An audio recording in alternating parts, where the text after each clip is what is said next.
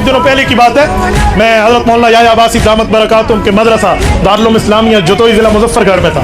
वहाँ पर मुझसे एक स्कूल के प्रिंसिपल थे, उनके साथ 3-4 कोलीग्स और थे, वो मिलने आए। मुझे क्या लगा, मुफ्ती साहब हम आपको फॉलो भी करते हैं, इंटरनेट पर आपको सुनते भी हैं, आप हमें बहुत अच्छे लगते हैं। एक बात है, क्या ये जमीयत उलमा से आपको क्या लेना देना है? आप जब ये बात करते हैं हमारा दिल दुखता है, फलां फलां। मैंने कहा मसला क्या है, बताइए मामला आप क्या? कहते हैं आप इमरान खान की मुखालफत में बात करते हैं, ये सियासी बातें छोड़ दें इधर। मैंने वहाँ उनसे 5 बातें की, आपसे एक बात करता हूँ। मैंने उन 5 बातों के बाद यकीन मानिए, हाई क्वालिफाइड लोग थे, एक प्रोफेसर था, एक प्रिंसिपल था स्कूल का, 18-19 ग्रेड के आदमी थे, लेकिन एक मौलवी के सामने उनकी जुबानें ऐसे बंद हुई जैसे बंद होने का हक था। वो उठे और उठते हुए ये लफ्ज बोले कि वाकई हमारे पास जवाब नहीं है, ठीक है हम अपनी फिलहाल जमात नहीं छोड़ते, लेकिन इस नतीजे पर आ गए हैं कि दलाइल आपके पास थे। मैंने उन्हें कहा कि जब आपके पास दलील का जवाब नहीं है तो फिर छोड़ दो ना, नहीं हम थोड़ी कोशिश करेंगे। मैंने कहा चलो आप कर लें। वो बात क्या थी? वो बात ये थी, वो कहना हमें ये चाहते थे कि यार उसने रियासत मदीना बनाई है। आप उन हुक्मरानों की, साबिक हुक्मरानों की तायीदें तो करते हैं जो रियासत मदीना का नाम नहीं लेते, ये रियासत मदीना का नाम लेता है। जब ये रियासत मदीना की बात कर रहा था, वो मौलवी देखे, वो आलिम देखे, वो बंदा 2-4 मिसालें दी, ये इनके साथ हो गए, तो मौलाना को चाहिए था बाकी अगर आप दीनदार हैं तो आप इसके पास आके बैठ जाते कि शाबाश आपने मदीना की रियासत की बात की है, तो आपको इस जुमले में तो साथ देना चाहिए था।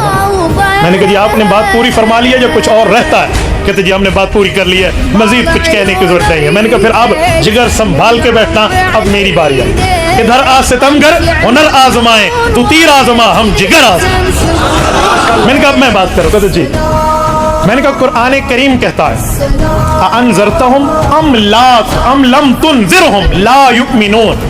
मैंने कहा आप प्रोफेसर साहब आप तर्जुमा जानते होंगे, या कुरान करीम का तर्जुमा उठाते हैं, जरा इस लफ्ज का मतलब मुझे समझा दें।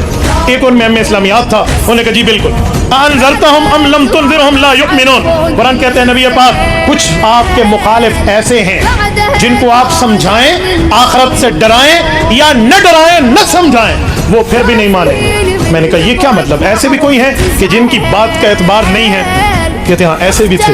तो मैंने कहा पता चला वो जो भी कहें तो तजर्बे वाला बंदा, रसूलुल्लाह को तजर्बा है ना, इसलिए रब ने मना फरमा दिया जी नहीं जाना। तो पता चला कुछ लोग जबान से कहते भी रहेंगे, लेकिन उनकी रविश, उनका पास, उनकी माजी, उनके आमाल, उनका किरदार इस बात पे शाहिद अदल होगा कि धोखा दे रहे हैं। कहते हैं इस आयत से तो यही समझ आता है। मैंने कहा जब इसने रियासत मदीना की बात की है तो रियासत मदीना में क्या मतलब? सबसे पहले बंदा शरीयत अपनी जान पर मदीना के अहकाम नाफिज करे, फिर अपने अज़वाज पे नाफिज करे, अपनी औलाद पे नाफिज करे, अपने महताब पे नाफिज करे, फिर उसके बाद अपनी जमात पे नाफिज करके मुल्क में निफाज की बात करे। कहते जी हाँ। मैंने कहा मुझे बताएं रियासत मदीना के अहकाम में कोई एक हुक्म बताएं, एक हुक्म बताएं जो इसने अपने 6 फुट के जिस्म पे नाफिज किया। दीदा बाया मिनट लगाए, मैंने कहा पेश कीजिए, बिस्मिल्लाह बिस्मिल्लाह एक पेश कीजिए। मैंने कहा खुदा के बंदे इमरान खान बगैर अटक के मुझे पूरी नमाज सुना दे, मैं इसकी तारीफ कर लूंगा। तुम कहते हो रियासत मदीना? अच्छा इस पर तो मैंने अच्छी भले एक लेटर दिया ना इनको, हाँ भाई दिखाएं क्या है? अच्छा कुछ भी नहीं है। मैंने कहा थोड़ा आगे चलते हैं। रियासत मदीना के मिस्त्री साहब से मैं पूछता हूँ, जनाब कंस्ट्रक्टर साहब आपकी औलाद रियासत मदीना में कितने अहकाम को फॉलो कर रही है? मैंने कहा मैं हैरान हूँ, बाप रियासत मदीना का मिस्त्री बना हुआ है, औलाद जैक गोल्ड स्मिथ यहूदी के घर पल रही है। जमीयत उलमा इस्लाम जनाब मुफ्ती अब्दुल वाहिद कुरैशी साहब, नारे तकबीर। मैंने कहा क्या रियासत मदीना?